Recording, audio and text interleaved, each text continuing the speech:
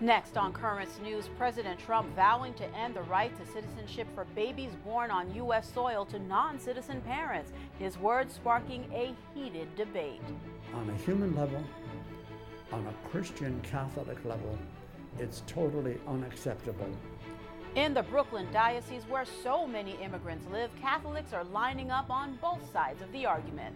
Plus, thousands of U.S. troops deploying to the southern border, a show of force against that migrant caravan headed north. And tearful goodbyes in Pittsburgh begin days after that synagogue massacre. The President and First Lady visiting the city. All that and more right now.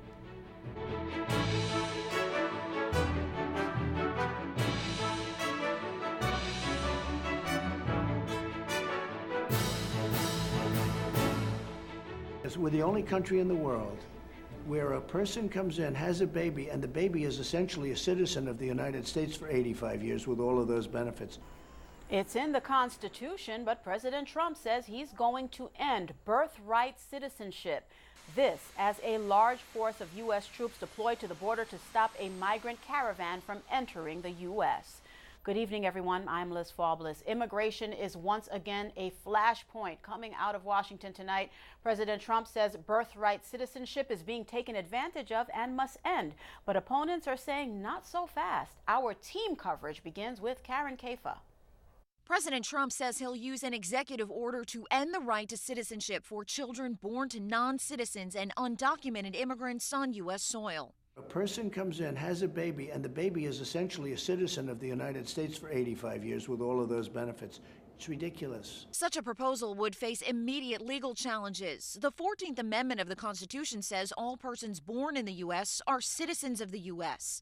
The president's comments came in an interview with Axios released Tuesday, 1 week before Election Day, as he seizes on immigration in closing arguments to voters. On Monday, the White House announced the deployment of 5,200 troops to the border with Mexico, as thousands of Central American migrants make their way toward the U.S. The president is simply determined to make sure that we've got the manpower on the border to provide the support as appropriate to the Border Patrol, to continue to harden our border to ensure that the people that are applying into our country are doing so through ports of entry and under the color of the law. While Trump believes the issue will energize the GOP in border states with key Senate races, others say it could alienate moderate Republicans in key suburban House races. We've put more money into veterans care, NIH funding, battling the opiate epidemic. We should be talking about those issues, and we should be reminding voters of the positive things that we have done, not doing this, doom and gloom immigration stuff. On Wednesday, the president kicks off a stretch of 11 rallies in 6 days. In Washington, Karen Kafa, Currents News.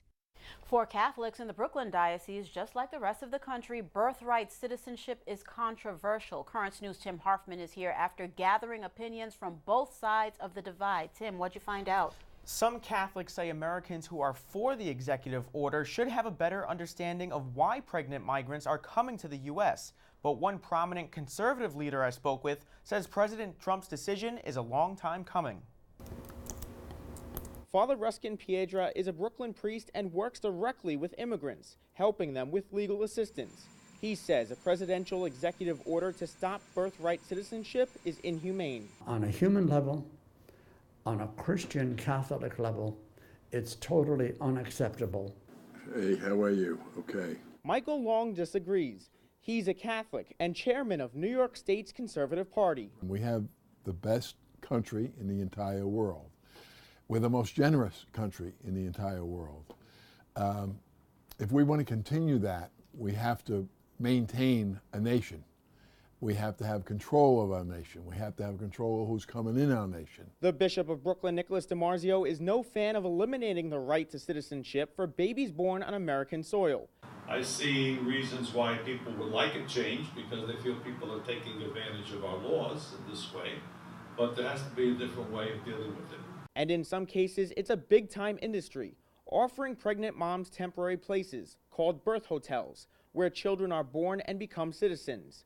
Last month, violence broke out near the corner of 161st Street and 45th Avenue in Flushing, Queens. Authorities believe the location was a birth hotel.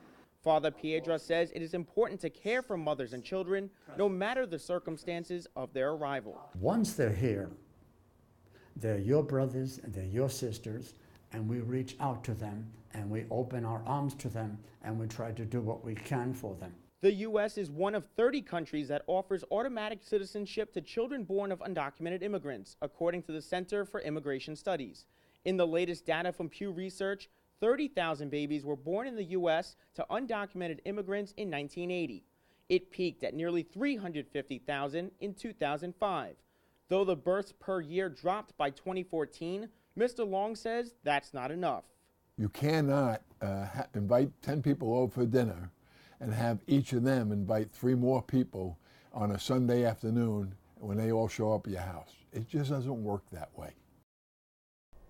The number of babies born to non-citizen parents could soon top the births in citizen families. The CBO estimates the difference could be as much as 1 million children in the next 10 years. Now, Tim, there seems to have been a break in Republican ranks over the birthright to citizenship. What's the latest you can tell us about that? Well, House Speaker Paul Ryan publicly insisted that the executive order would not be enough to end birthright citizenship, and a change in the Constitution would be a very long process. All right, Tim, thank you so much for that. Coming up, we're going to hear from Bill Donahue, the leader of the Catholic League, and what he has to say about the birthright debate. Stay tuned because that's just minutes away. Thousands of new troops are being deployed to the U.S.-Mexico border. President Trump says they will stop thousands of Central American migrants from crossing the border illegally. Jim Rowbottom has more. The troops are gearing up and will be at the border by the end of the week. We will deploy over 5,200 soldiers to the southwest border. That's in addition to the 2,092 that are already employed from our National Guard, Operation Guardian Support. The nearest migrants, traveling by foot, are about 900 miles away. They're weeks away from arriving at the border, where many reportedly plan to seek asylum. The commander-in-chief has a message for them, with Trump tweeting, "Many gang members and some very bad people are mixed into the caravan heading to our southern border. Please go back. You will not be admitted into the United States unless you go through the legal process. This is an invasion of our country, and our military is waiting for you." Vice President Mike Pence echoing that sentiment. Our message to people in the caravan is simple. Turn around. You will not be allowed to come into the United States of America illegally. We will not allow it. Critics claim Trump is creating a crisis around the migrants for political gain, to stoke fears and gain votes for Republicans in the midterm elections just days away. And far from invading, the migrants would be following the law by claiming asylum if they reach the border. Meanwhile, the White House press secretary says his motives are pure. The president's #1 job and #1 priority is to protect the safety and security of Americans, and he's going to do what he deems necessary in order to do that. A defense official says the new operation is expected to run from November 5th through December 15th. I'm Jim Rowbottom reporting. The U.S. Catholic bishops are urging humane action towards those migrants. They issued a statement saying, quote, "While nations have the right to protect their borders, this right comes with responsibilities. Governments must enforce laws proportionately, treat all people humanely, and provide due process." A Texas diocese is refusing to let the government build a wall on their property. The Diocese of Brownsville did not give consent for officials to survey the land ahead of construction, part of the border wall on it. Brownsville Bishop Daniel Flores says it would be contrary to the church's mission. The diocese claims that the government is taking steps to file papers in court seeking the right of entry, and that move was unexpected. 3 of the 11 victims killed in Saturday's synagogue shooting in Pittsburgh were laid to rest today. Brothers Cecil and David Rosenthal had a joint service followed by a visitation by family and friends, while the family of Dr. Jerry Rabinowitz gathered inside the Pittsburgh Jewish Community Center for his funeral services. About 100 members of the Pittsburgh Steelers football organization were present at the Rosenthal funeral. Over the next couple of days, 9 more funerals will take place in the city. President Trump visited the grieving city today, inviting congressional leadership from both sides of the aisle to join him, and the First Lady in paying respects to the victims of Saturday's shooting. Ivanka and her husband Jared Kushner, who are Orthodox Jews, followed shortly behind them to offer their condolences as well. Protesters gathered in Pittsburgh ahead of their visit. Some residents and officials said the president should allow people to heal before visiting the community. The rabbi of the Tree of Life Synagogue is turning to elected officials to tone down the rhetoric and instead spread love. Hate doesn't know a political party. Hate is not blue, hate is not red, hate is not purple. Hate is in all. I turn to them to say, tone down the hate, speak words of love, speak words of decency and of respect. When that message comes loud and clear, Americans will hear that. Rabbi Myers also said he welcomed President Trump's visit to Pittsburgh. There's a lot more news headed your way. The deadly hate of anti-Semitism and evil that's growing worse in America. President Trump is correct to call attention to this. Bill Donahue on the president's action about birthright citizenship. The leader of the Catholic League joins us, and the debate next.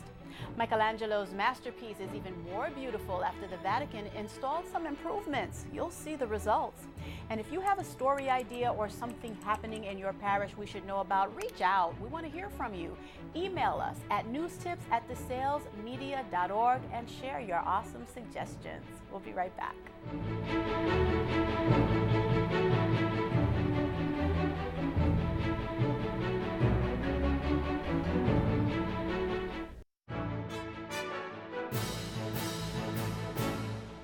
Returning now to tonight's lead story, President Trump saying he could sign an executive order and end birthright citizenship for certain children. Now, the commander-in-chief spoke about the plan during an interview with Axios. Some legal scholars believe you can get rid of birthright citizenship without changing the Constitution. With an executive order. Exactly. Right. Have you thought about that? Yes. Tell me more. It was always told to me that you needed a constitutional amendment. Right. Guess 14th what? Amendment. You don't. You don't. Trump continued saying he is currently in the process of preparing that executive order. Bill Donahue is the president of the Catholic League, the prominent organization defending religious and civil rights. He joins us now. Bill, let's just get right to it. Is birthright citizenship a privilege or a right? Well, you know, it's debatable under the Constitution because there is a 14th Amendment provision regarding being born in the United States. However, a number of constitutional lawyers have, I think, correctly argued that that wasn't meant so you can game the system. Let me give you one quick example, I think, which most people would agree. If, let's say, a woman is traveling from let's say, Mexico City or to London or wherever she may be, and she has a layover in the United States, and the baby is born, would that baby be considered a U.S. citizen? The answer is yes. You're not gaming the system. It's just a matter of happenstance. If, however, it's done as a function of chain migration, in other words, people coming here deliberately to exploit the law, and so that you give birth in these kind of birth tourism areas, and in very unsanitary conditions, I might add, in many cases, so that the child can then claim American status, you could go back to your home country and then come back in again. That's a problem. Anytime people try to game the system and exploit the law, you're running into difficulty.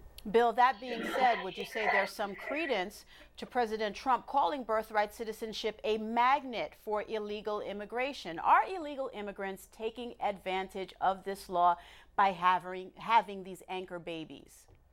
The reason why we're having this discussion is precisely because of that. President Trump is correct to call attention to this.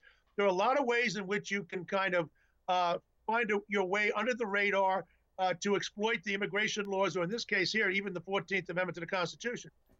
Look, viewers need to understand something. There's not a country in Europe, not one, which puts up with this. The only two developed nations in the entire world which have a kind of an open border situation like this are the United States and Canada. It's about time we need to reconsider our laws. Certainly they should be applied justly and humanely and compassionately to any woman who may find herself in a situation where she's giving birth. But to simply say that we can have a green light to anybody who wants to game the system and come on over here, I think that's something that we have to understand and learn from the Europeans. That's not the way to proceed. I want to pursue that with you a little bit further, Bill. According to fact-checking website PolitiFact, the U.S. is one of 30 countries around the world that offer citizenship to every person born on the country's soil, and that's according to that website. There's a catch to that, though. Most of those countries have additional requirements before citizenship is granted. So is this something that U.S. should embrace? Are these facts skewed in any way? Well, here's the difference. The countries, I've looked at that list, Most of those countries are in the developing world. So obviously there's not a great demand for going from one relatively poor country into another poor country. The reason why the developed world, and that certainly would include all of Europe, would include Australia, as well as the United States and Canada. Australia and Europe, they don't have this kind of provision. Only the United States and Canada has it. And let's face it, people wanting to migrate here illegally are not going into Montreal. They're coming into Minnesota. There's a very big difference. So we have an extra reason why we have to keep our guard up. Otherwise, we just become a place that can be exploited by virtually anybody. All right, Bill Donahue, thank you so much. Perspective and insight always appreciated. We'll probably tap in one more time with you as this issue progresses, but thank you for being with us here today. Thank you for the opportunity to express myself. The Bishop of Buffalo's former assistant is speaking out against him. Siobhan O'Connor released records that show Bishop Richard Malone allowed priests accused of sexual assault to stay on the job. O'Connor appeared on 60 Minutes Sunday and explained why she handed over the files. Why are you doing this? The reality of what I saw really left me with no other option, because at the end of my life, I'm not going to answer to Bishop Malone. I'm going to answer to God. O'Connor says she tried to get the bishop to be more responsive to the people who called with sexual abuse allegations. She claims he would tell her it's not her concern. In a statement, the diocese called the material in the report incomplete, out of context, and in cases plainly inaccurate. New details in the McCarrick sex abuse case. The Pope's former representative to the U.S. says he heard rumors about the ex-cardinal's actions. Cardinal Agostino Cacciavillan says that in 1994, when Pope John Paul was scheduled to visit the Newark Archdiocese, he received a call that expressed concern over McCarrick's behavior with seminarians. The nuncio asked the Archbishop of New York, Cardinal John O'Connor, to conduct an investigation. According to those findings, there was no obstacle to prevent the Pope from visiting. More now on the shooting at the Pittsburgh Synagogue. The violence is the deadliest anti-Semitic attack in U.S. history, and officials say the gunman had a long track record of anti-Semitic behavior on social media. Sarah Seidner has more on the rising tide of hate. Investigators say Robert Bowers wanted all Jews to die. The suspect, using his arsenal of weapons to try and kill as many Jews as he could, now faces a myriad of hate crime and murder charges. In Squirrel Hill, the center of Jewish life in and around Pittsburgh, resident Hallie Goldstein says fear was never part of the equation until now. Before, everyone was just saying how they felt stronger and they felt braver, and I don't feel brave, I just feel scared. Now there is reason to fear. 11 people were just slaughtered in a synagogue in America. For years, incidents of anti-Semitism were on the decline in America. Then came the 2016 presidential election. Since then, a meteoric rise, 34% increase in 2016, a 57% increase in 2017, according to the Anti-Defamation League that tracks it. That's the single largest surge we've ever seen since we started tracking this data. In Omaha, Nebraska, a veterans memorial scarred with a swastika. In Indiana, a synagogue desecrated. In Sacramento, California, flyers targeting Jewish students on campus. It screams of the same type of graphics and the same type of design that the Nazis used. And no one can forget the torch-bearing men in Charlottesville, Virginia, spewing their hate-filled rhetoric. Jews will not replace us! The ADL and those who track hate say there is no doubt political rhetoric is in part to blame. That rhetoric can be subtle or in your face, like U.S. Representative Steve King, for example, retweeting messages from a known Nazi sympathizer. I'm not deleting that, because then you all pile on me and say King had to apologize, he was wrong, he knows he's guilty. I'm not. I don't feel guilty one bit. I'm human. This Trump political ad raised eyebrows, featuring prominent Jews to target global special interests. And for the global special interest. While those accused of anti-Semitism for years, like Louis Farrakhan, continue to tweet and make inflammatory statements. When Jews are literally under attack, we should have a zero tolerance policy on intolerance. It's unacceptable that anyone from the president to Minister Farrakhan to anyone in between should make derisive comments, and all of it should be called out. All of it should be unacceptable. Sarah Seidner, Pittsburgh. Right here in New York City, anti-Semitic incidents have actually declined slightly. As of October 7th, the NYPD recorded 116 bias incidents against Jews, 3 less than over the same time period last year. So far this month in Brooklyn, 2 anti-Semitic assaults were reported, one in Borough Park and another in Crown Heights. German leader Angela Merkel is done as chancellor. After 13 years and 4 terms, Merkel has decided not to run for re-election in 2021. The decision comes after her party suffered significant losses in elections over the weekend. Despite many criticisms, under Merkel's watch, Germany's economy has become the largest in the European Union. She's the country's first woman chancellor. A day after an Indonesian airplane crashed into the sea, killing all 189 people on board, the cause remains unknown. Divers and rescue teams are still working to find remains and examine the debris scattered all over the sea near Jakarta. Police said late Monday that 24 body bags have been transported to a local hospital for post-mortem. Each body bag transferred could contain the remains of more than 1 person. Still to come on Currents News, visitors who go to see one of Michelangelo's finest works at the Vatican will now see it in a whole new light. And things turn deadly in Venice. The city of canals is overflowing with way too much water. We'll be right back.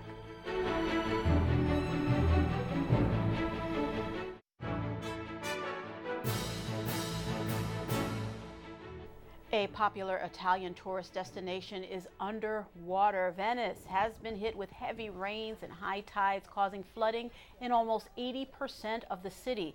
Canals overflowed, sending water into the streets and many shops. This marks the worst flooding Italy has seen in more than 10 years. 9 people have been killed in different parts of the country. Michelangelo's masterpiece, the Pietà, is getting the spotlight at the Vatican. Literally, the Holy See decided to improve the lighting for the famous sculpture. Sean Richardson has the story. From now on, contemplating Michelangelo's spectacular The Pietà will never be the same again. The Vatican decided to improve the lighting for this famous sculpture with new LED lights and white undertones. This allows people to focus on all points of this masterpiece. For example, the statue's shadows can be lit up and the light can appear as if it is coming from the sculpture itself. It can also be lit from the front to allow people to see the roughness, plasticity, and artistic skill of the artist. For many, Michelangelo's The Pietà is considered a sculpture of faith. The artist was only 23 years old when he produced this sculpture. It surprised everyone because of the sweet, serene, and young face of the Blessed Mother holding her deceased son in her arms. Michelangelo purposefully sculpted it in this way to show that those who have faith do not grow old. Sean Richardson reporting on the magnificent Pietà. Need a ride to the polls? Well, Uber and Lyft have got you covered. The 2 online car services are offering voters free and discounted rides to local polling sites on November 6th. Uber is partnering with #VoteTogether and Democracy Works to provide the discounts. Lyft also linking up with various groups to help make sure you can perform your civic duty. Can't locate your local polling station? No worries. Uber will set up a Get to the Polls button to help you figure it all out. Technology at its best. It's like they say, need to get out and vote?